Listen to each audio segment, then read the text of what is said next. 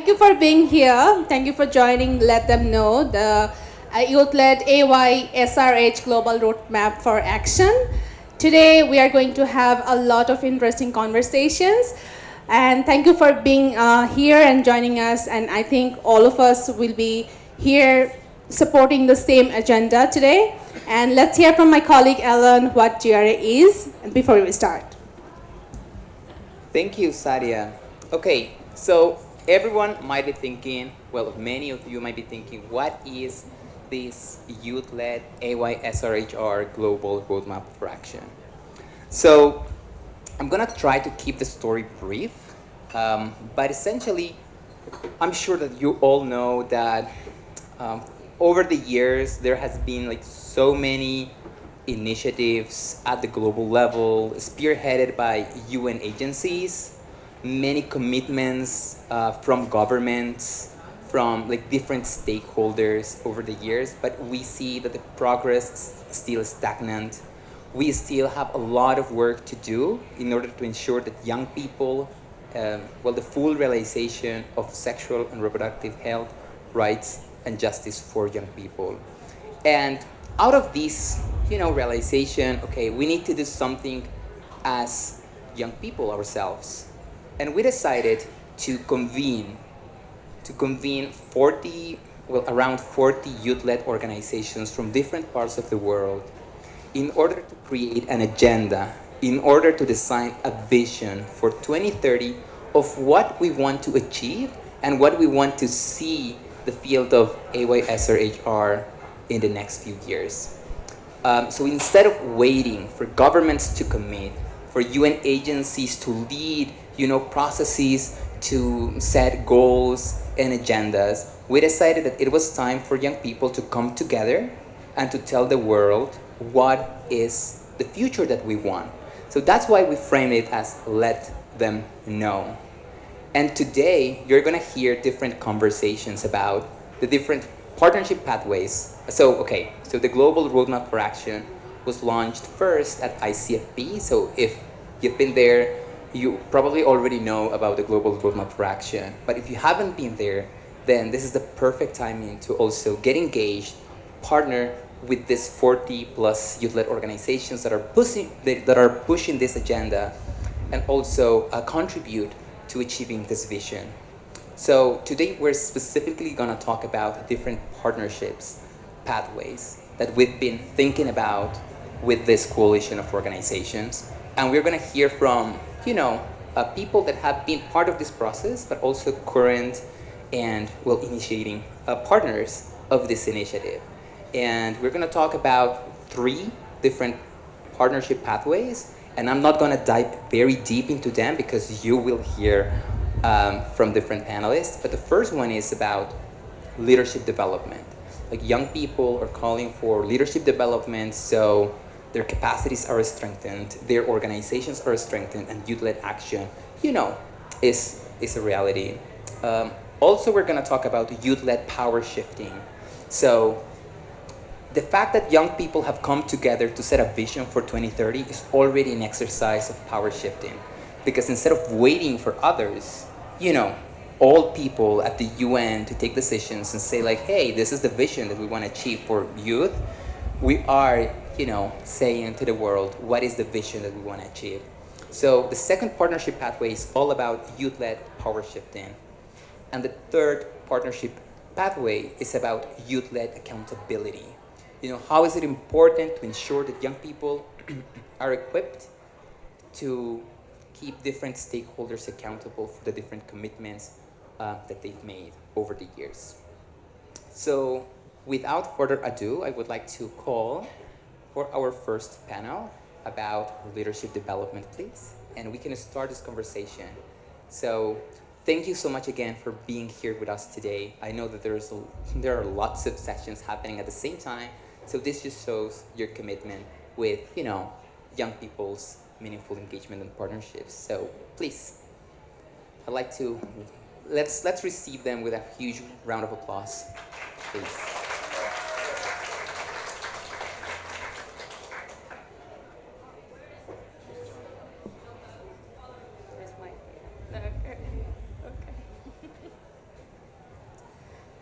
So, hi everyone. First, I would like to introduce my speakers and my panelists here. Dr. Elizabeth, she's the Executive Director at the Technical Unit for Performance and Monitoring for Action at Gates Institute. And then I have Kojo from Gates Institute, also Executive Director for the Challenge Initiatives. And then I have my friend and the singer and everything, Utuk. He's from Tanzania and he's also member of the Global Roadmap of Action Coalition. And my name is Nurhan, can call me Noura, it's much easier, shorter. I'm from Egypt and also part of the leadership team who put together these pathways.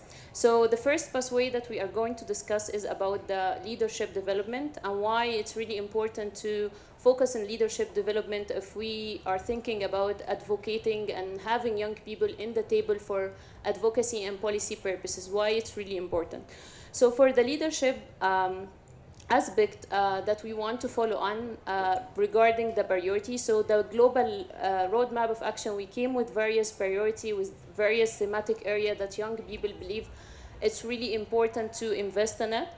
So for this, we want to focus on building and training the capacity of young people, and not only training them in terms of the leadership, but also in terms of the advocacy trainings to empower them to be able to know what are the advocacy strategies, how to talk to policymakers, how to address key stakeholders to advance the conversation.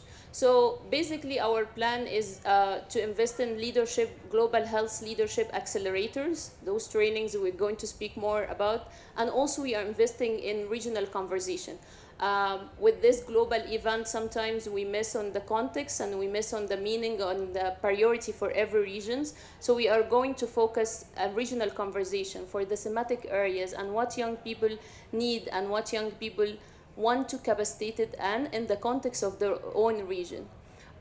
So these are the three main kind of aspects that we want to invest in, and the call to action for everyone here, either to support us being, if you are youth-led organization and want to join, you are welcome to join. If you are an investor, supporter, donor, that you want to invest in this track, you are also welcome.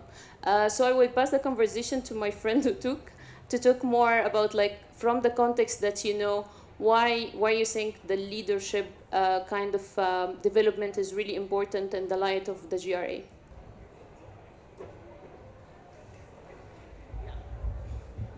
Ah. Okay, thank you.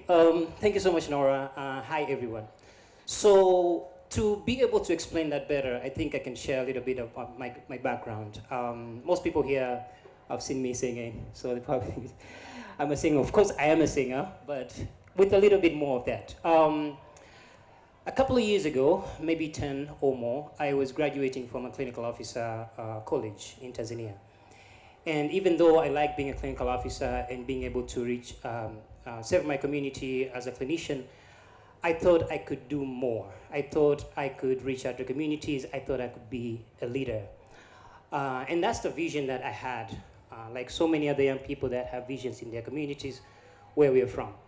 And back in college, we formed Clinical Officer AYSRHR Youth Student-Led Club, which is still ongoing and is doing an amazing job. But then after, we went to found an organization. It's called Young and Alive Initiative. Me and some of my colleagues that we graduated from college. Even though we started that journey, it was difficult. It was difficult for us to engage with the community. It was difficult for us to know what to do and how we should do it. Just like so many other young people in their communities are facing these challenges. But I was lucky enough to be invited at the ICFP, International Conference on Family Planning, in 2013, where I met some of my colleagues from around the globe. And to be honest, this launched my journey to not only the global reproductive health community, but also my journey as a leader, was a community leader. Being in that space provided me another opportunity of meeting other people and other opportunities. But most of these opportunities helped me with skills and knowledge and pretty much tools that we needed, or I needed, to be able to be a good leader in my community. And thanks to some of those opportunities that I got or I received from many different partners, including the Gates Institute, we were able to establish a very, I would say, impactful nonprofit organization in Tanzania, and we are doing, I would say, an amazing job. And one of those opportunities was the Global Health Leadership Accelerator. And through scholarship and support from the Gates Institute, I attended a week-long intensive program on health leadership. So this is where you learn about personal mastery, how to create shared vision, how to create learning organization, system thinking, and and all of those kind of like unique skills that you need to be able to engage with the communities where you are. And it was very impactful. It was very eye-opening. It made it easier to address some of the very difficult questions that we have on the ground. Like how can we tap into the values and practices in our community, within our communities, without trying to be just random disruptors or just people who, trying to change their communities without a clear direction. And so when people are asking me or are asking us in our work that what can we do for young people or how can we partner with young people, not only you need to fund young people, but you also need to invest in skills and capacity for young people. And sometimes maybe people don't know how to do that. But from my experience, I think taking young people through extensive leadership training, it's very important. We don't have to think that young people are not ready for this kind of capacity or training. They are, because they are already leaders in their community. They're already driving change. So what they need is just right tools, right skills for them to be much more impactful. Thank you. Thank you. So a little bit of context of this course is 2-week course about leadership, basically course that we did a lot of round 2, and also some of the trainers now become also trainers. So the plan is to capitalize on youth who took also the training to educate also and provide the training to other young people. So that's the plan. And also keep in mind that after the panel we are going to ask you if you have any questions, comments, reflection on what's said, so be ready. I go back to you, Dr. Elizabeth. Why do you think, at your work that you do in the data and also in the light of the thematic area, we have one of the priorities about the transparency of data. What do you think also why it's really important to invest in leadership development for young people in the priority that we have at the Global Health? Sure. Well, I guess I'm here to attest to our experience investing in leadership and how valuable and how impactful it's been so far at the Gates Institute. So, speaking as part of the leadership of Gates Institute, this is something that we really believe in. It is something that is a key pillar of our strategy. It's integral to our mission statement, and we have these programs, 120 under 40, the Global Leadership Accelerator, the Summer Institute, and we have all these ways of investing in the leadership and the sort of next generation leadership of the future. But I want to come back to something that Otuk said, which I was going to say, but you said it so much better, which is we're not the future, we're now, right, in that song. And you reiterated it again. And I think that one thing that we've seen is that the youth leaders they're not the leaders of the future. They're leading right now out there in their communities, and all they need is a little bit of support from us. And when we provide that support, it has impact beyond anything that we might have done if we dropped in, right? Like that the youth are already leaders because they already have the passion, they already have the vision, they already have the connection to the needs of their communities, and so they're really the best people to support, right? So through 120 under 40 and through the Global Health Leadership Program, we've trained over the past 4 years about 70 young leaders to go out into the community and really basically do what they were already doing. And it will not surprise anyone here to hear that when you bring together that energy and that innovation and you bring these leaders together and you provide a little bit of capacity of help with leadership, sort of concrete skills and concrete strategies, there's a synergy there, right? And what comes out of that is sort of an acceleration of the pace and an expansion of the scope of what the youth leaders were doing already. And so just that little bit of investment makes such a huge difference. So, for example, some of our youth leaders they're developing strategic plans for sexual and reproductive health in their communities. They're leading surveys on COVID-19 vaccine hesitancy. They are, doing smart advocacy to sort of advocate for policy change in their communities. They're working through the Hive Media Project. They're doing these incredible things. And so I think we want to just attest to the power of that investment in already existing leadership and just giving those people who have that innate leadership support. So I think we've seen that power already, and we're kind of here today to talk about the next steps, which you talked about a little bit before, which is expanding the reach of the program. So in 2023, we've trained about 10 people who've been through the leadership program to take that program out into their regions and their communities and deliver it and sort of identify people in their own communities who have the vision and the energy to take the family planning and sexual reproductive health and justice forward in their own communities. And so I think we're really excited about that as the future, and particularly because it has the ability to be translated into the sort of context, right? Like, it doesn't have to be delivered just exactly as it was done the last time. It should be fed by the expertise and the experience and the context of the leaders themselves. And so we're really excited to see where that goes. And I think that's kind of why we think it's important, the experience that we've had of how impactful it can be and kind of our vision for the future. I think with that, I might actually pass it over to my colleague Kojo to talk about next steps from Gates. All right. Thanks, Elizabeth. It's a pleasure to be here and just to see the energy. And it's always exciting to see the youth at work. And when you're looking for passion, you find it with the youth. You're looking for commitment, you find it with the youth. You're looking for a movement, you find it with the youth.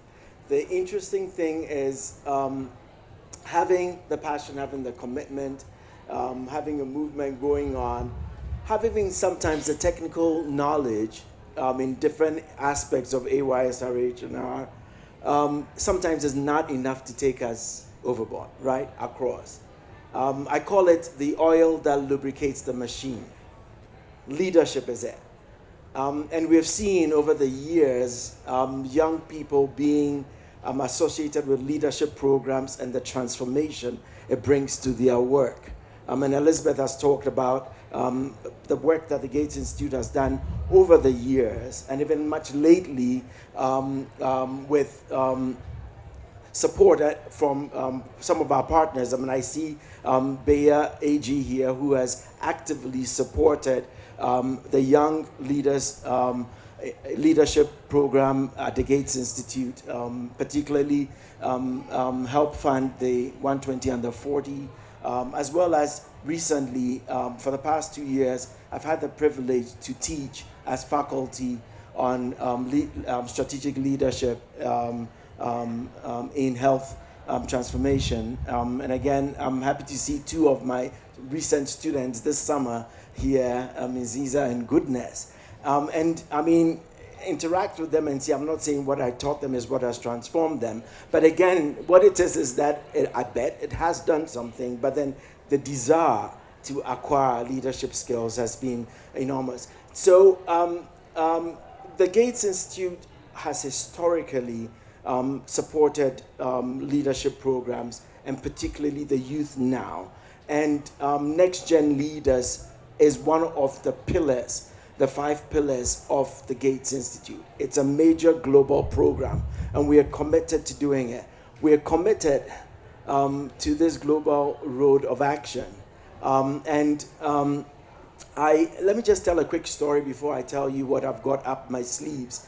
So I come from Ghana, and many years ago, the Gates Institute's leadership program for middle-level managers, we had an opportunity for somebody, a young parliamentarian, to come from Ghana and benefited from it.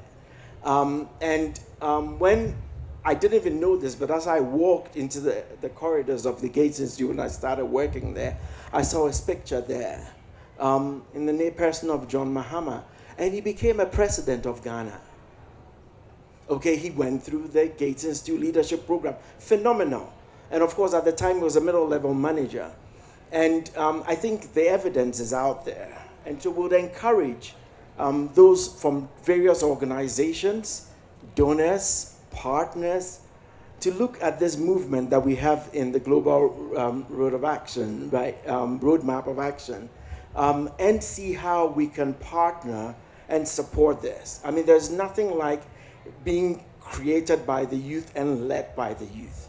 What I have up my sleeve this afternoon is to say that the Gates Institute is willing to put some seed fund into this AYSRH Global Road Action. But hang on, I mean, don't clap yet.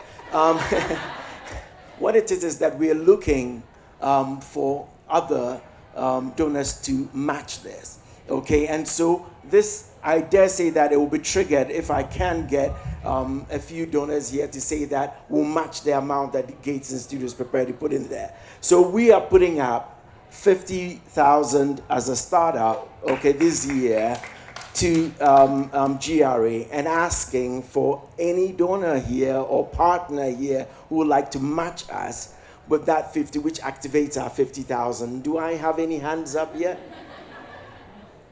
I can see beautiful smiles. Any promise? I can see a hand almost going up somewhere. Anyway, but what it is here is that it need not happen here, but definitely from the Gates Institute, we are committing that 50,000 to the initiative to GRA now, hoping to energize and activate the regional programs and ensure that the cascade training that has begun already continues. So that is what I had to add on to it. Thank you. Thank you, Kay. So we have few minutes if any of the participants want to comment, have a reflection, or have any question to the panelists if you are have anything in your mind.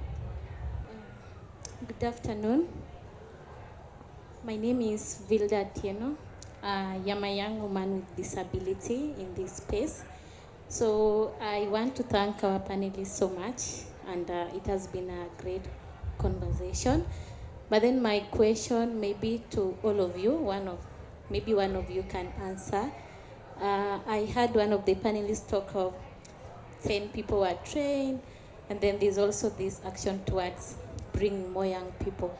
So my question is, in regards to disability inclusion, which is something that I'm so passionate about, how are you maybe making it intentional to bring such young persons with intersecting vulnerabilities to such spaces? Because for me, my experience is more of it's still something that is not being addressed even in the SRHR spaces. Thank you.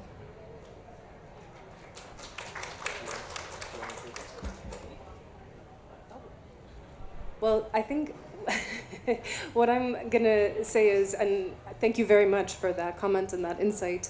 And I think that one of the things that I talked about before is as we expand this program and we go into the regional, we have left it to be improved and to be designed. It's not completely designed. And so I think, I think we're taking on board what you say right now about in these sort of future iterations and as it expands, that we need to be intentional about intersecting vulnerabilities and intentional about recruiting people with intersecting vulnerabilities into these programs. So I think that's a very helpful comment. Thank you.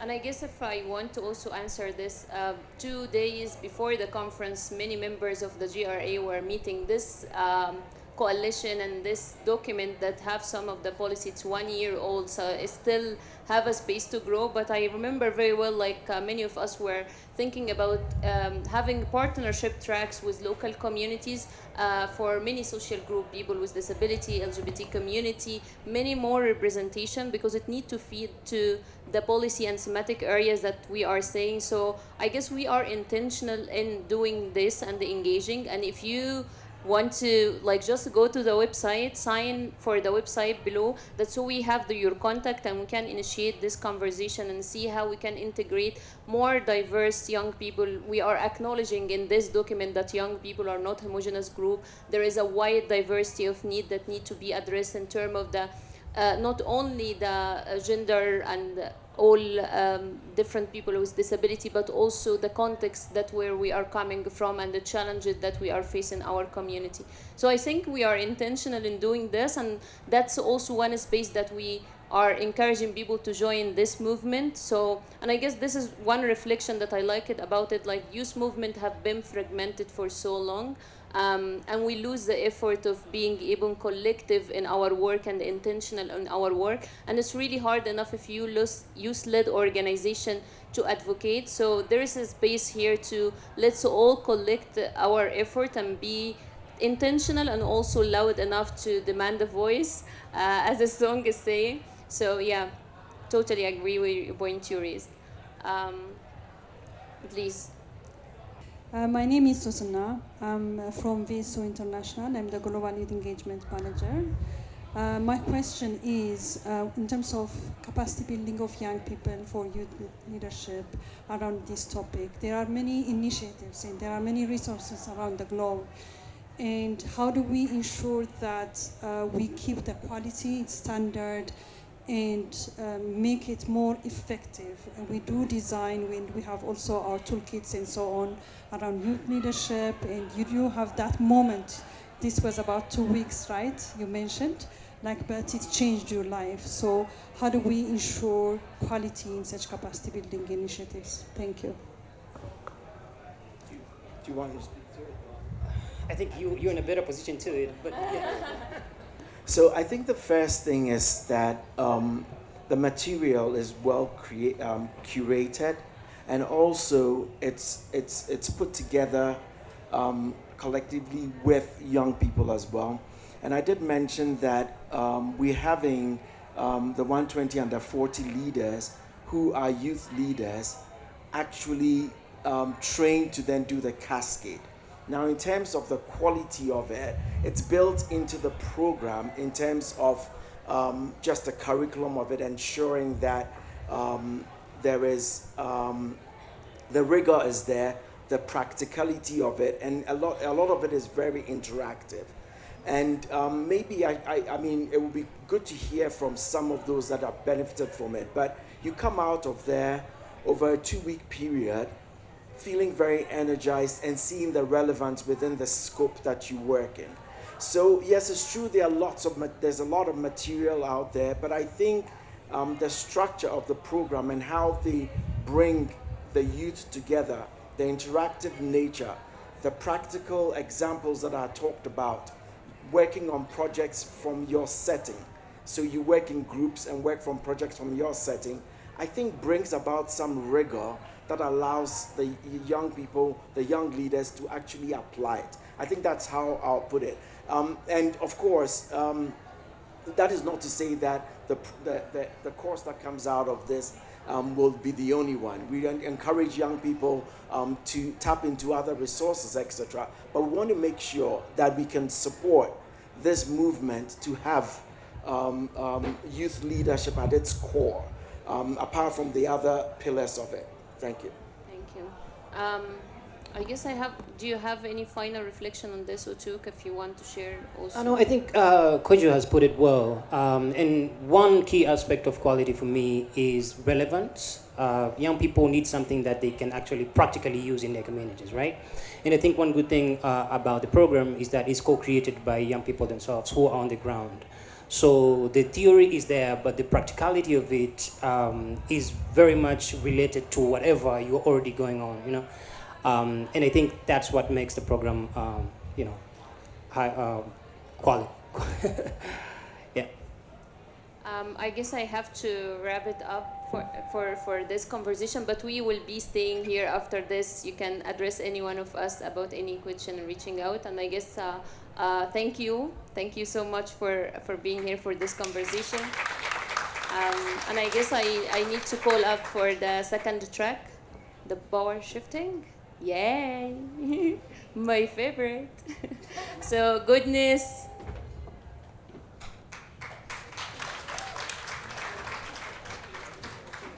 Yeah.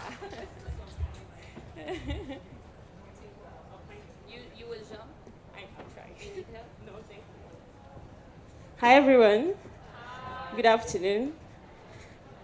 So I'm going to invite my amazing panelists to join me on the stage. Nandita and Innocent, please join me. Thank you.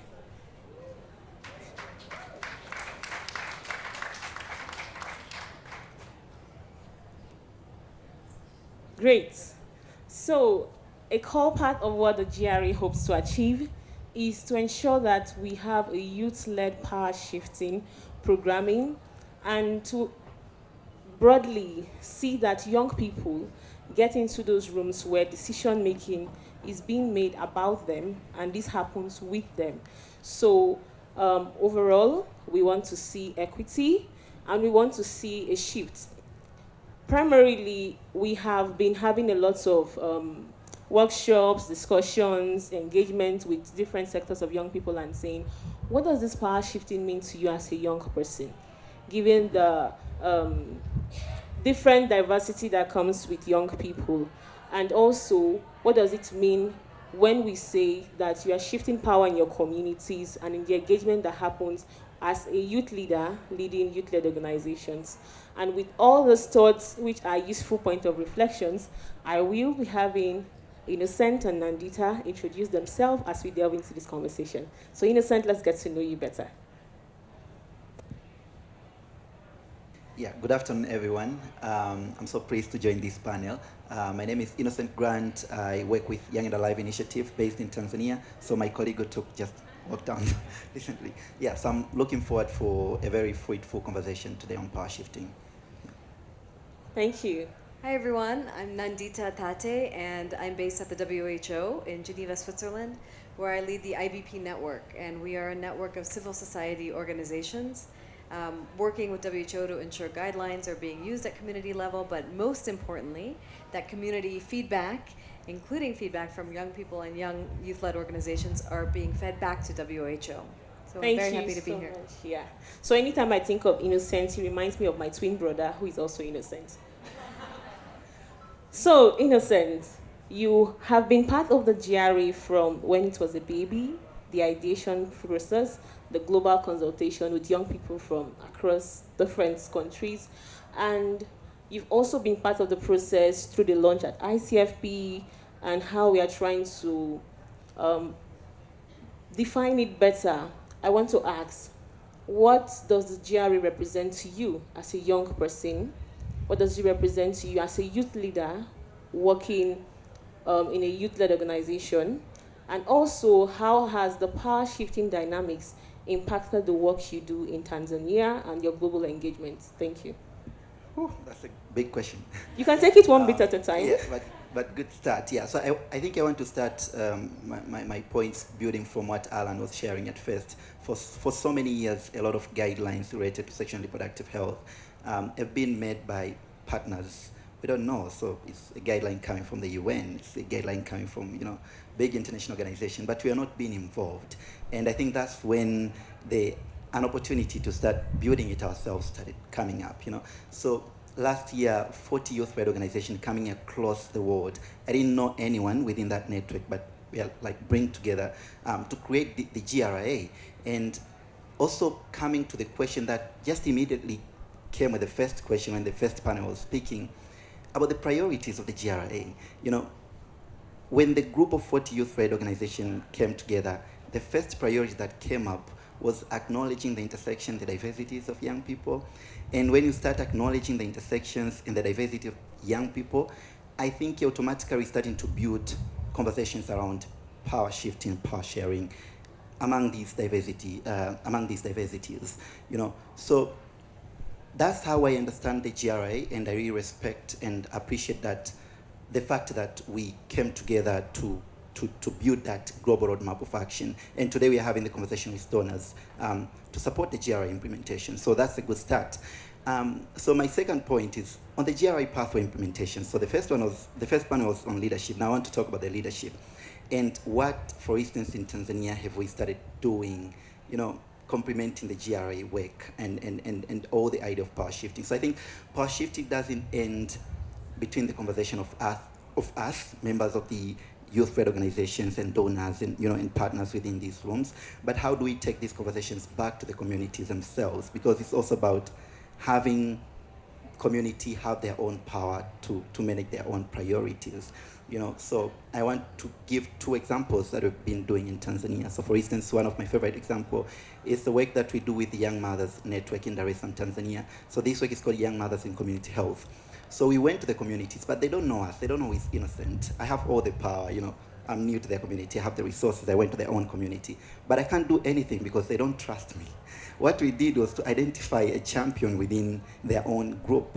So we worked with a girl called Amina, who was a young mother herself, and she has a lot of influence to her group. So she's the one who brought together the group. She conducted trainings to her group on sexual and reproductive health. What we did was just shifting our power to Amina and let Amina do her work, do her magic. And it worked. We have a group of very powerful 25 young mothers in Bagara who are also champions of sexual and reproductive health. But again, they also do a lot of work on empowering themselves and their families economically. Because in the previous, when a young girl gets pregnant in school, they are not allowed to go back to school. So they had a child to support and a burden of no qualification to gain a good job. So they've started their own way of raising money, their own way of supporting each other when it comes to access sexual health information. And the other example is the work that we did with a group of adolescent boys and young men, a group of adolescent girls and young women in southern Highland of Tanzania. I'm very pleased to see Cecilia and Nina together in this room because we traveled to Makete. Again, nobody trusts us in Makete. Nobody knows us in Makete. We're just from Dar es Salaam. We can't say, yeah, we come. We want you to have, proper information on sexual and reproductive health. But what we did is we identified champions. One of the big champions we worked with was Miss Makete. She's very famous in the area. Her name is Miss Hilda.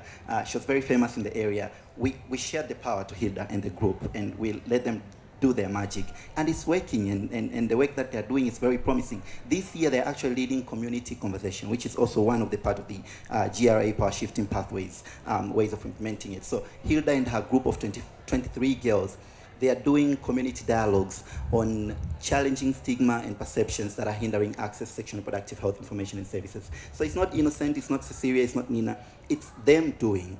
And then when we do this power shifting thing, so we got some resources, we decided to give the power and the resources to people who belong in their own communities, and they did it. And then automatically it trickles up. Those people with power also see it, and they want to partner. A good example is the WHO IBP with Nandita on the panel. So with that kind of work, we have started building partnership with the World Health Organization for the IBP. So Young and Alive are proud co-chairs of the IBP network. And I think when we work together, so when these discussions around global health, sexual and reproductive health, whatever, when they come on both ways, from the top and down from the communities, when they meet together, that crash, that collusion gives quite a good product, which is good health and well-being for our communities. So Absolutely. I see that. Like you were on point, and excellent point. So one point that resonates strongly with everything you said is how we all have power, and we all are in that capacity to share the power, whether you're a funder and how you should ensure equitable distribution of resources, ensuring that local priorities are placed at the fore, or whether you are at the grassroots implementing those projects, ensuring that there's community ownership of the process, ensuring that we bring in trust, we listen to the communities, we involve them. And the most beautiful part of everything you shared, Innocent, is the sustainability that comes with all this. You have empowered these communities, they can drive this change with or without the youth alive, but I'm sure you keep in touch. So I'm going to move to Nandita. And Nandita, with your work with the WHO IBPN, and we know that the big elephant when it comes to power shifting is funding, and how we've seen in many respects that multilateral organizations, INGOs, have a top-bottom approach to engaging local organizations, how, in quotes, they impose their own priorities to the communities, and the communities has to adapt. What has been the power dynamic so far in your work? Could be specific to the WHO or not. What has been the dynamics, what has been the trends, and what should we be doing differently? Thank you. Super. Thank you, Goodness and Innocent. I think it's a really good question, and to Innocent's point, I think we see a lot of amazing work happening at the grassroots, and yet we still recognize that there are global bodies like WHO, UN, other big INGOs, and the question is, how can we work together to sort of shift this power? I think one thing that we've been really intentional about at WHO through the IBP network is recognizing that we have this global platform. So how can we use it to elevate others? And this example of having Young and Alive as a co-chair is a great one. And I will tell you, there was a lot of pushback. People love to talk about, power shifting, but when it actually came down and we went to, our steering committee and others, there was a lot of pushback. Well, there's not capacity. I mean, it's all the same things that you hear. And we really just pushed back on the pushback, and we have forged a wonderful partnership. So I think as a partner who has that global platform, I think we really need to be intentional about using that power to elevate others and work with others, and we're certainly committed to doing that. I was thinking about power shifting and what are the trends that we see, and I would say sort of three things. One, we really need to think differently about how we power shift in funding. That's a big one. And we've seen this time and time again, and there's a lot of conversation about localization, and let's let local partners lead, and what do they want, and we'll fund that. And we just see that that is not happening. And I'll give you an example. We've been working a lot with increasing access to family planning, SRHR services at community levels. And our community-based partners are telling us, you know what we need? We need boots. Because our community health workers are in the field, there's snakes, there's rocks. I mean, these are very practical things. Nobody wants to fund boots.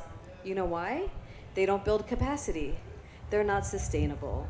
And so there is a pushback there. And so I think we really need to be honest, and really, if we really want to shift the power, let's be willing to fund. We've heard this term unrestricted funding. Let's really be committed to doing that. The second thing is shifting the way we meaningfully engage young people. And we see that time and time and again. And Innocent, I'm going to use you as an example. The minute we had them on as co-chair, people saw the amazing work that Young and Alive was doing. And I was getting request after request. Oh, is Innocent available for this panel? Is Cecilia available for this panel, that panel? We want to bring them here. And I said, I mean, that's great. I want them to be elevated. And then we had a conversation. Who's funding the work you're doing on the ground? No, nobody. I mean, they were still fundraising. And I said, this is not the way we shift power. It's great to have you at these platforms, and we should continue to do that, absolutely. And we should be also willing to, if we're really going to meaningfully engage, it also means funding you to do the amazing work that you're doing. And so we've been trying to be very intentional. Thank you. About doing that, not only with Young and Alive, where we're working with your colleagues on involving them in a systematic review. This is a very high-level WHO systematic review document. Some of your research colleagues are involved with stipends. So there are ways to really do that meaningfully. So again, shifting the way we think about meaningful engagement. And then the last thing I'll say is kind of related, but shifting the way we support organizations. And I think we see that a lot with funders or even INGO partners. We love to collaborate on activities, right? Let's collaborate on this activity. Let's collaborate on that. Let's provide funding for this project. But there's a lot less support for the institutional capacity. How do you keep an organization running? How do you keep a secretariat running?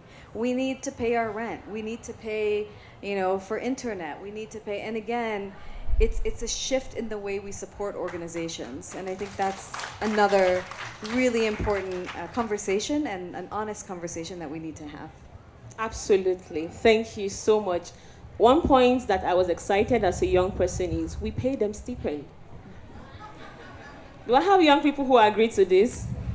Because most times, like in most global engagements, local engagements, where you have young people on the board or attending events to contribute, it's more like, oh, you should be glad you have this platform. We're giving you visibility. But we also have bills to pay. Right? Tell me, sis. So I am excited that we are seeing that shift in how we empower young people. We support them financially, and that is why the GRA is important. Permit me to go back to this because this is the resonating point to what we're doing. The GRA recognizes that as youth-led organizations, as young leaders, we need that funds to support the work we are doing as young leaders, and at the same time to strengthen our organization programming on AYSRHR. One of the exciting activities which I would encourage you to go on the GRA website to learn more about this partnership pathway is providing small grants to local organizations, to individuals who are walking the talk on power shifting on AYSRHR. This would go a long way to say it's not just about we want to meaningfully engage young people. We also want to fund the work they are doing, and we are walking the talk on the meaningful end. Now, I'm going to ask some last rounds of questions before I go to my audience. I know I don't have a lot of time, but Innocent, what do you want to see happen differently with the audience you have here through the GRA and with the 40 youth-led organizations we have on the GRA and many more we hope to have in the coming years? Thank you, Goodness, for the question. So I think what I hope to see happening with the OGRA and all the priorities, the first priority is my first priority as well. Acknowledging the intersections and diversities of young people. And I think that, as I said, that trickles directly into giving them power. When you acknowledge these diversities, when you acknowledge the intersections, automatically people have to be acknowledged and appreciated. So automatically it gives them power. So if we wouldn't acknowledge Amina and her group, or if we wouldn't acknowledge Hilda and her group, possibly they wouldn't have that power to do the magic that they're doing within their communities. So when we acknowledge, we give people power. So let's do that. And there are various intersections, as I said. There could be young people. I mean, people say young people in Tanzania, but in Tanzania there are a lot of intersections. It could be young people living in Dar es Salaam, young people living in Beira, young people living with HIV, young people not living with HIV, young people pregnant, not pregnant, young people married, not married, young people member of LGBTQI community, not LGBT, young people with disability, and some of them fall into multiple forms of intersections within these diversities. So let's acknowledge that. When we acknowledge, we give that power. And then this goes to my second point. Acknowledgement doesn't come with giving them spaces, as Nandita says, just bringing them up, say, we acknowledge LGBT people, so they're going to be part of the panel. No. We acknowledge people with disability, they're going to be part of the panel. No. So acknowledge also comes with sharing resources that we have. So donors in the room, we need those resources. We need those money to keep funding these activities. I'll tell you, we work with Hilda and Amina with very small funding. They are doing these community activities this year because they're very passionate. We don't pay them. We don't have money to keep pay them doing it continuously. But they keep doing it. How do we compensate their effort? And at the end of the day, we'll see a very good product of people within their communities having good health. But how do we compensate these activities that they're doing? So, two big things: acknowledging the power within these diversities and sections, and to donors, give us money, and to partners and international organizations, let's partner, let's do meaningful partnership, meaningful engagement. Just as a good example is what Nandita shared, us being the co-chairs of the IBP, WHO, but also the work that we've already been involved with the IBP that we're doing now. So it works that way. It's about money sharing, is about knowledge sharing that we do with these partnerships. So let's do that. The GRA ends in 2030, is it? So hopefully in 2030 we don't have these kinds of conversations again. Maybe we've made quite a good step. So thanks to Gates for putting money to the GRA, but calling for more donors. Let's do it together. We can actually do it. Thanks. I have absolutely nothing to add to that. To donors, do what? We didn't catch that part. To donors, do what? Very important. Thank you so much. And I just want to quickly chip in to say that all of this would make a significant impact, right? I have been involved with the Power Shifting Committee of the ICFP as an ICFP trailblazer, and then I got to meet Nandita, who is my mentor. We were paired together, and right now she's always introducing me as a colleague. I accept. But what it has transformed for me is everybody's seeing goodness and oh, power shifting goodness, power shifter goodness. And it challenges me to reflect in the work I do with other young people to see how am I giving spaces to more young people? How am I opening the doors of opportunity where young people are ahead and seen? How am I ensuring that I can connect the power shifting committee members who we have, the elephant in the room, funders and the rest, who are saying maybe we can begin to get involved. How can we connect them to fund what young people are doing? So I can acknowledge the fact that it would make a difference. If it has made a difference in me, it would definitely make so much more difference in the over 40 organizations, the GRA, so much more that will be coming along. And more importantly, the work these organizations are doing in their local communities. Nandita, what challenge do you have to this audience? Well, and I think this is something I would challenge myself. For a lot of us sitting in a global organization at HQ, are you really, am I really shifting my power as much as I can? How much did we pay to come to this conference? For those of us in high-income countries, it was almost $900. What could Amina in the field do with $900? I mean, think about that. It's problematic, and I think we just really need to be honest about what can we do. We are sitting in a very privileged space, those of us at a global level, and I think we really need to be intentional about how we should, with every decision we make. Do I really need to be going to that conference, or can I use that money to send 5 staff there from the country? Do I, these are the kinds of questions that I would challenge all of us, particularly those of us sitting at INGOs or in multilaterals to have. And I'll stop there. Thank you so much. So I'm looking at Jude and I'm wondering how much time I have left. 2 minutes. And I'm going to take quick questions. Okay, thank you so much for the conversation. And mine is just to put more emphasis to whatever Innocent have just stated, that we youth-led organizations, sometimes you need to believe in us, that we have the ideas, but sometimes we lack the requirements. So give us the money that by the time we are implementing the program with you, we will have the requirement that you are looking. Because sometimes when there's a call for proposal, you look for very complicated things that we don't have. And secondly, some of the bigger organizations that work with us, they tend to go before donors and say they work with youth organization, which is not the case. For most of the time, we are just there to write reports. And they tend to say they work with young people, and they keep on threatening us that the space is shrinking, but they are working each and every day. So the donors in the house just believe in the youth-led organization because we connect easily with our communities. Believe in the youth-led organization. Let me have the second person. Thank you. Thank you so much for that comment. Thank you. Thank you so much. Mine is also just an addition to what he just said and to Innocent. I love you so much, our panelist, the female panelist, not Innocent. Oh yeah, and to all of you. Just to also add on, most organizations that we work with, I run a youth-led organization back in Uganda called the Uganda Youth Alliance for Family Planning and Adolescent Health. But most of the times, we are being used. They take our name, they come to our communities, they implement their programs, and then when they are reporting, they do not put us there, they put our photos there. But they say those are their young people.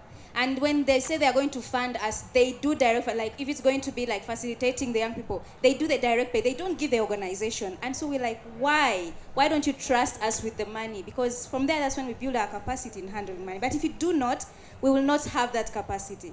Trust the young people with your money. Yeah. So we can see that these issues are real issues and worthy of re-emphasis to say, trust the young people, fund us. I have number 3 over there. And I appreciate how fast you all have been. Hi, thank you so much. My name is Adek Basi from the Northeast region of Nigeria. And my own question is, I hope we have plans put in place to prevent the reoccurrence of a particular thing I count an error, where I see INGOs and funders do. They keep working with the same set of capacity, strong organizations, and they don't give room for the young ones coming up.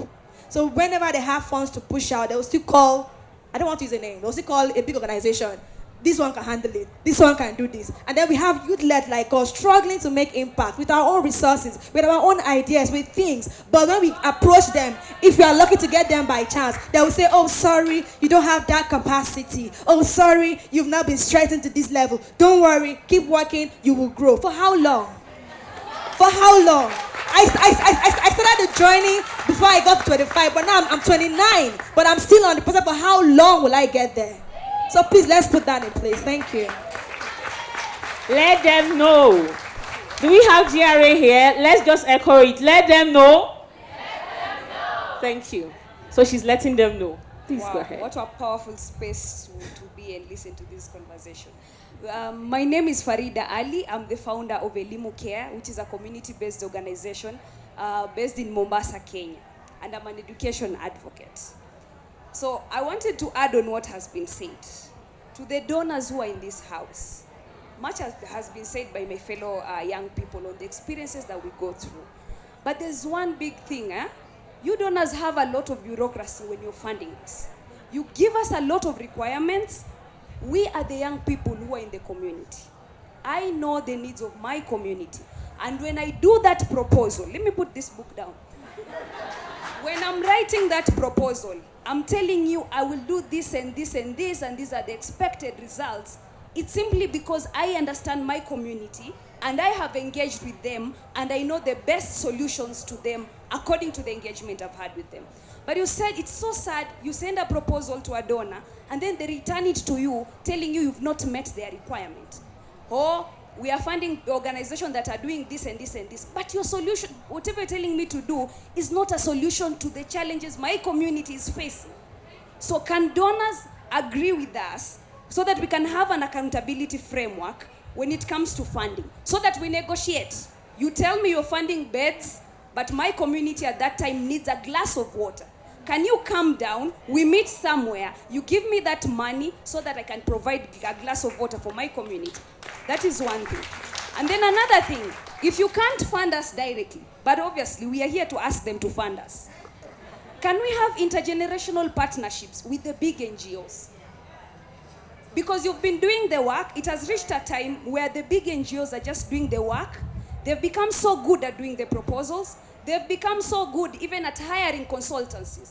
Young people tell me, how many hours do you take to design a proposal and send it and then to be told, we are sorry, you couldn't make it? We are traumatized, let me not lie to you. We write those essays, we write those proposals, and then all we get is rejection. But when the big NGOs, which you say you've built a relationship with, are very good because they just hire. You know, money gives you access. That is why we are asking for money. So they have access where they pay for consultancy service, proposals are done. You give them the money. They don't even implement on the ground. Because when they do the reports, they know the kind of language that they can give you for you to continue funding them. Yes.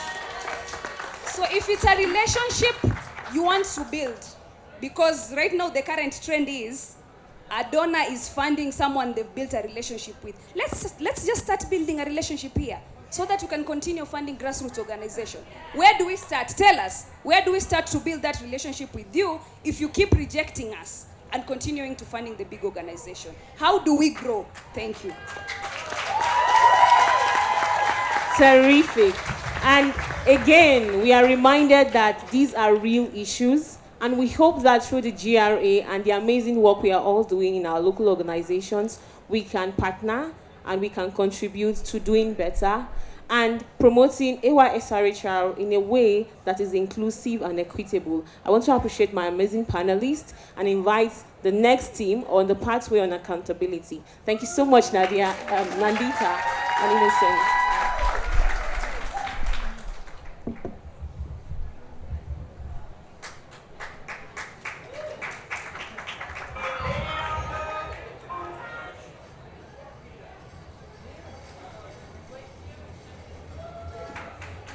Can you hear me?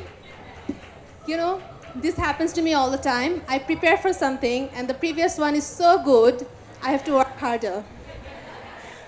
So, hi everyone, I'm Sadia Rahman. I'm one of the member of GRA and part of the leadership team.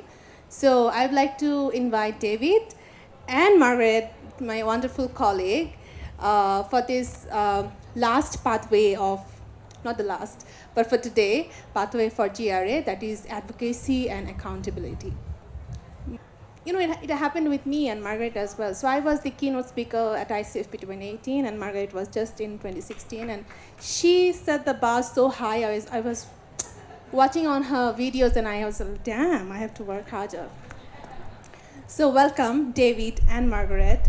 I would like you to introduce yourselves and the work that even you are doing, and then we jump to our conversation. Okay. Wow.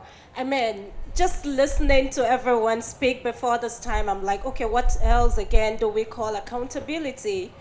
But it's good that we begin to think of how to institutionalize this and take it even more seriously, that the next time we're gathered together, we have some good news, right?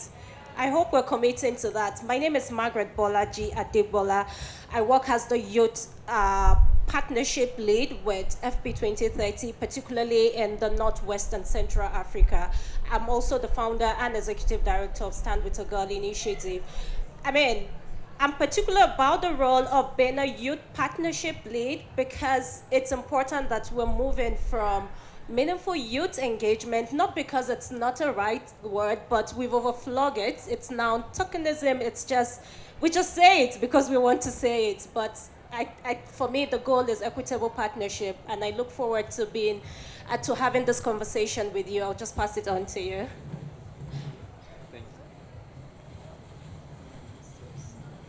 Thank you. So good afternoon, everyone. My name is David Imbago. I am the director of the Yield Hub. I am from Ecuador and based in Ecuador as well. For those of you who don't know what the Yield Hub is an independent initiative that is working on youth participation or youth partnership in SRHR. So we're also very happy and very proud to have contributed to the section on youth participation of the GRA, and we really feel like this document and the recommendations that are included in the GRA on meaningful youth engagement are very practical for your organizations if you want to engage with young people. We just heard a lot about the issues and the challenges that youth organizations are facing, and indeed it will be a very hard panel to follow up on the energy. But yeah, no, so that's what I do, and besides that I am also a board member of PMNCH, and I am also a member of the Lancet Commission on Adolescent Health and Wellbeing. So over to you. Thanks, David. So the conversation about advocacy and accountability. So for me personally, advocacy in terms of accountability is always a word that we development workers, especially young people, when we are activists, like doing advocacy for youth rights, it's a battle between the right holders and the duty bearers. Because there is so much to do with our duty bearers and also the policy makers in terms of adolescent and youth SRHR. Because I don't know if, I think all of you were in the opening ceremony of yesterday, and one of the presidents just said, it's a choice to have 10 children. And I think the choice was misinterpreted, and the choice we are talking about, we're trying to talk about, is the informed choice, and I think she forgot it. So, my question to Margaret, I'll direct it to you. So the point I'm trying to make, that this battle between the right holders and duty bearers, and the thing that we young people through different initiatives are trying to do in the field, that to achieve what the rights that we want, to have those policies in place, and also make those duty bearers accountable, so that we can actually claim those rights that's in the place first of all, and that's not in the place that we want in the policy to reflect. So my question to Margaret, that you have been working for youth SRHR for a long time now, and now that you work with FP 2030, if you can share with us that how we are trying to position this experience of yours from the field through a organization like FP 2030, and how we are exploring our partnerships.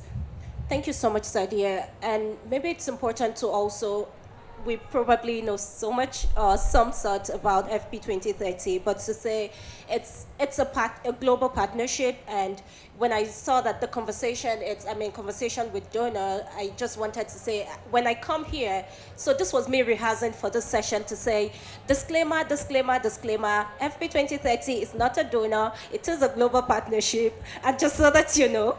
But also importantly is that, this really help us to bring together the widest possible range of partners across discipline and sectors, while also situating family planning at the crossroad of the global health, development, and gender equality agenda. And the key things that we do, it's really just mobilizing and driving commitments at all levels.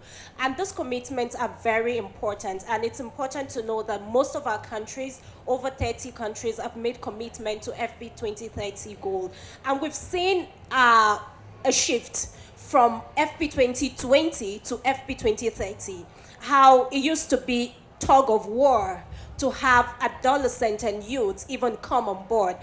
So those are the scenarios. So it was we starting from, oh, you need data is saying this. By the way, data is also something that we also support. We're that one-stop shop for data on family planning. And say, you need to include young people, your commitment needs to be inclusive and what have you. And then we then move to countries say, oh, that's true. We can then talk about child marriage for some, or married, and all of the struggle comes along. But interesting part is that we've gotten to a time where, given the structure and the structure within the support network, is that we walk through the government focal point, we walk through the donor focal point, we walk through the CSO focal point, but that is not enough. We have the youth focal points, and we have some of them here. If you're here, let me just see you, and you're proud of being one, okay? They're doing an amazing job, and the reason is, not only, for me, thinking about accountability, it's transparency precedes accountability.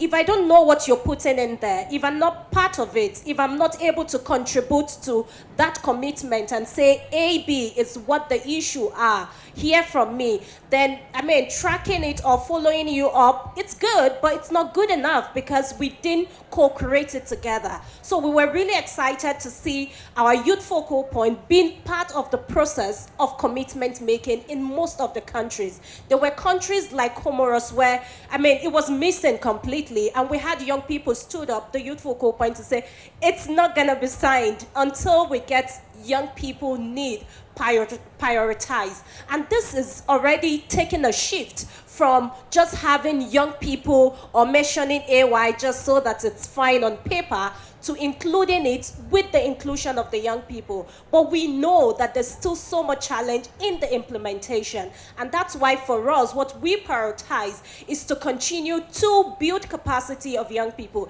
Again, I think this word, building capacity of young people, is oversubscribed, right? It's sitting with young people, what exact kind of skills do you really need? And how can we provide the support? But not just providing those kind of capacity building, you also need some level of funding. Yes, you can develop that beautiful roadmap, smart advocacy, and what have you after the training. But if there are no resources to be able to follow it up, then it ends on the shelf. And that's why for us, it's also mobilizing the right funders, speaking to the right persons. We also have the RRM, which is Rapid Response Mechanism. It's a seed grant, I have to admit. We're not doing enough. We will do more. Interestingly, we trust youth. We are also partnering with them to ensure that resources are made available for young people to continue to pursue accountability and make sure that government, this is what we both put in.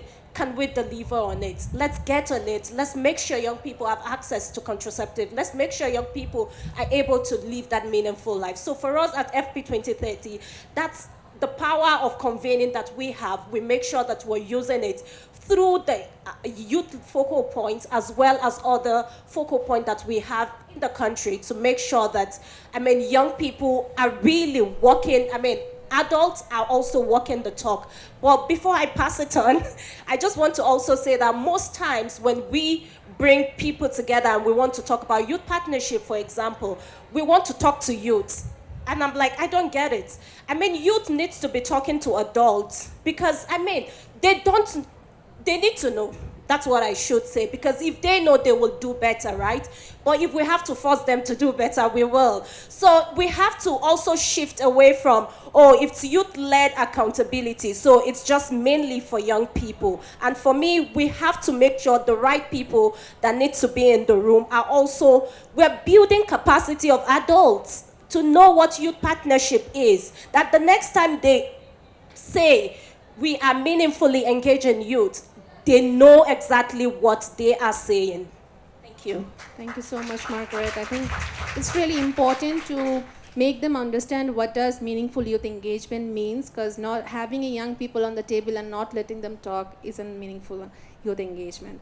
So coming back to David, I know the wonderful work, advocacy work that you've been doing on the ground. So maybe if you can share about the work that you have been doing, and also about the challenges when you do advocacy. I know we need evidence-based advocacy. So how are you finding on those research helping you in those advocacy works of yours?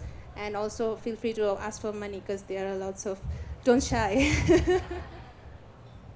Thanks, Satya. No, on the topic of advocacy, I am very happy to share a practical example that on why it's important to engage young people in all the stages of, for example, getting data.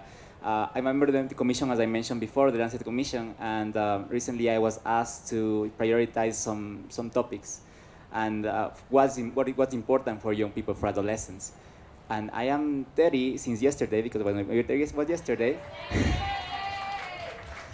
And I was reflecting those when I was 29 a few weeks ago, and I was asked to do these priorities, and I went, of course, my priorities are UHC, gender equality. And then I was like, these are my priorities right now on topics in general, but when I was 15, 14, those were not my priorities at all. I mean, of course, I wasn't against them, but my priorities were just like, enjoying life, like having good grades, hanging out with my friends, those kind of things. So I think that is the importance of that's why it's so important to engage adolescents and young people in the collection of data, in setting priorities, because they are the ones who actually know what they want. And it's very interesting that most of us want to assume, we want to assume that, yes, agency and resilience is your priority, or your priority should be your empowerment. Yes, those things are important on the framework level, on the high level, on the policy stuff, but what is important for young people, like on the day-to-day stuff, is probably very, very different. So most likely they don't need another framework, they don't want another guideline, they just want to be able to access having a general well-being and having health in general. So that was my first idea that I wanted to share. Then also I wanted to flag that it is also another challenge how we often try to say that young people are the future, right? And as the song we were singing at the beginning, we are the present. And it's interesting that young people are seeing as they only matter when they are going to grow up, because they will be the future, so you need to invest them, because eventually they will do something with this.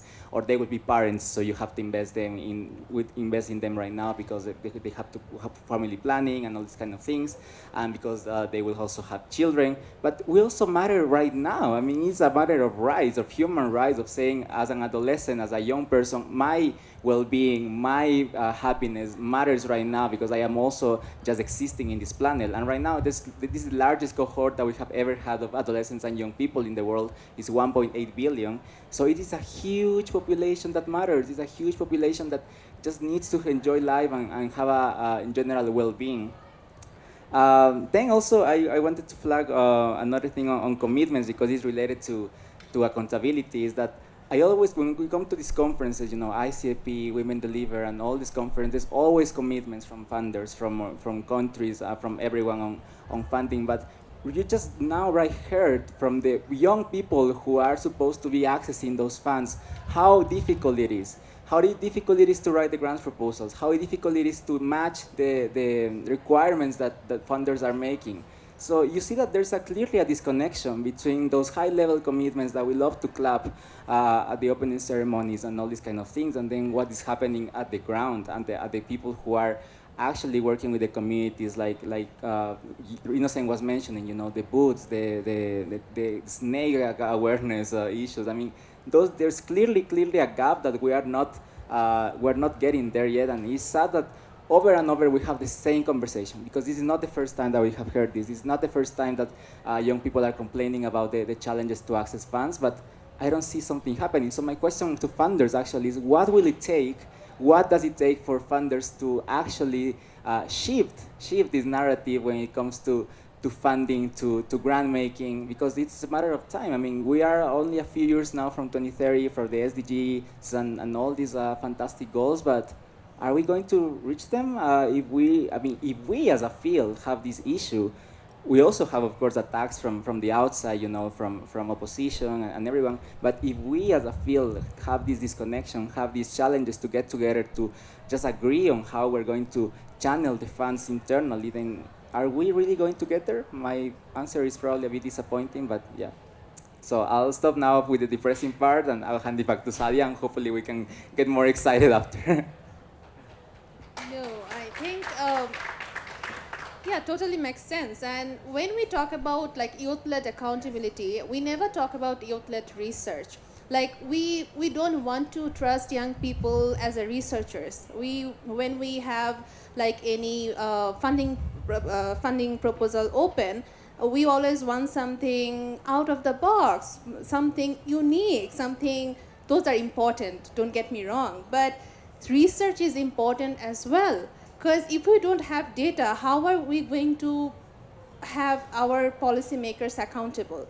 So data is important. Also, those data that these bigger organizations are producing, those are so important data, but sometimes as young people, I think because of the capacity or because of lack of the resources, we cannot access those, and sometimes those data are not youth-friendly data. So whenever you are producing something very important, please try to make them accessible for young people in a youth-friendly way, so that those are easily accessible and those are usable. And also, I think it's important to empower young people to track progress and hold those stakeholders accountable, because we have been doing work on the ground, but we are not able to track those progresses. That doesn't make any sense. So being involved in those tracking those progress and those conversations is as important as being on those tables and representing ourselves as young people. So I think the conversation that we are having, that summarizes what meaningful youth engagement is, and as long as our stakeholders doesn't have this clear sense, what does that mean? I think the battle still continues. So I'm going back to Margaret just to wrap up. Like, what do you think about this youth-led research and how you're seeing this agenda to be pushed in your work in future? Thank you so much. Again, it goes back to the fact that when we say meaningful youth engagement or equitable partnership, we have to make sure that it's across the lifespan of a project, of a program, and it starts from that research, then to designing, and then you go to implementation, and then you're monitoring all through across board. But for me, research, monitoring, and evaluation, it cuts crossing, and young people needs to take charge of that. So it's something that we have to definitely incorporate into whatever we do. But I also wanted to also say that I know that we're talking about the shift in the power and then youth-led accountability, and we've been saying donor. Very important. I mean, we need to do that, but we also need to go back to our countries and also hold governments accountable. Enough of, I mean, it's okay that donors come, they should complement the effort of the government. And that's why for us, also institutionalizing this process, so that because what you see is that the only time you get some feel of youth-led accountability or partnership, it's even with the donor, external donor funding or organization. Hey, country, wake up. I mean, you should be the one putting in your money. Someone can support, no doubt, but how do we continue to support them to build in the right structure? How do we develop scorecards to make sure we are tracking and we are also if you're on red, you know you're not doing well. What are the key indicators that really tells that a government, a program in that country is actually on its way to achieving this equitable youth partnership? Until we continue to see from that lens of the government that they are institutionalizing it, then sustainability, because yes, donors got agenda. Donors are not forever with you, right? They have a lifespan. But at the same time, the government is always there. So it's important that we are integrating this into existing structure so that it will come to stay. I also wanted to say that at FP 2030, you know, the shift also from, because it's a two-way traffic when we talk about youth-led organization. The young people are now commitment makers. They're saying, hey, yes, it's not that we're just holding you accountable. We also are accountable. And that's who we are. We're responsible. We are able to do this work. And there's several youth-led organizations that have made commitment to FP 2030 goal. I mean, this gives me so much joy because it shows that, yes, we are decision makers right now, aren't we? I mean, what exactly are we doing here if we're not? So, I mean, we're taking charge, and it is very important. And to also mention that at FP 2030, the Northwest and Central Africa Hub is setting up the Adolescent and Youth Center of Excellence, and we are co-creating with young people. It's still in the ideation phase. We're speaking to young people. We want it to be led by them, for them. I mean, when I use this word, I want you to trust me. I'm just not saying, oh, for me. We use those semantics, but it is that we want to make sure that we have something that is inclusive, has the right quality, is responsive, and it's able to meet the unique needs of adolescents and youth. I just wanted to put that down. You can visit our booths. You can also check us on the website, but we really have to wake up and start something. We are not there yet, I admit, but we are on the way to making it meaningful. But every time we talk about the donor, and even as donors and as youth-led organization, let's think about our governments. Let's make sure we are institutionalizing all of those wonderful things we're saying and doing for sustainability purposes. Thank you so much, Margaret. David, I see Jordan showing me the watch. So, David, just wrap up.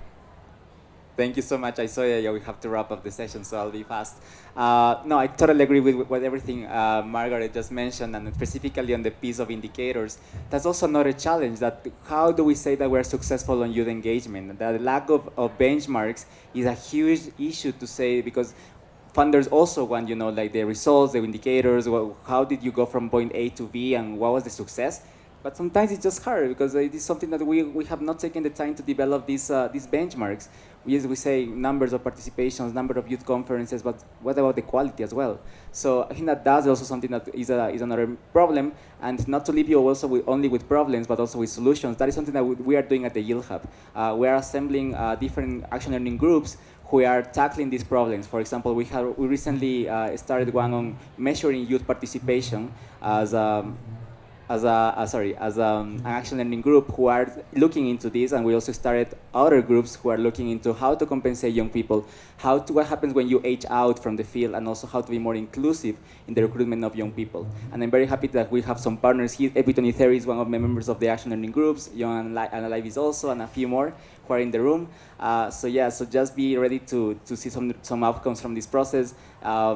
We are very happy that we are involving funders, researchers, advocates, implementers, INGOs, youth organizations into these groups. So it's a matter of finding solutions together, because it's not just about youth saying this is what we want. That's something completely unrealistic, completely out of the what is doable, and honestly just finding solutions together as a field. So thank you so much, and I'll hand it over back to Sadi.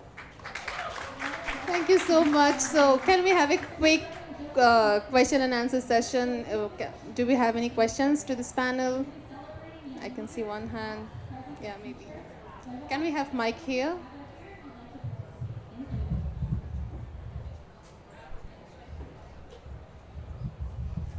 So mine is to call out everyone that's saying we are going to be including young people, we are going to be working in youth engagement. Have you looked at how you're engaging these young people?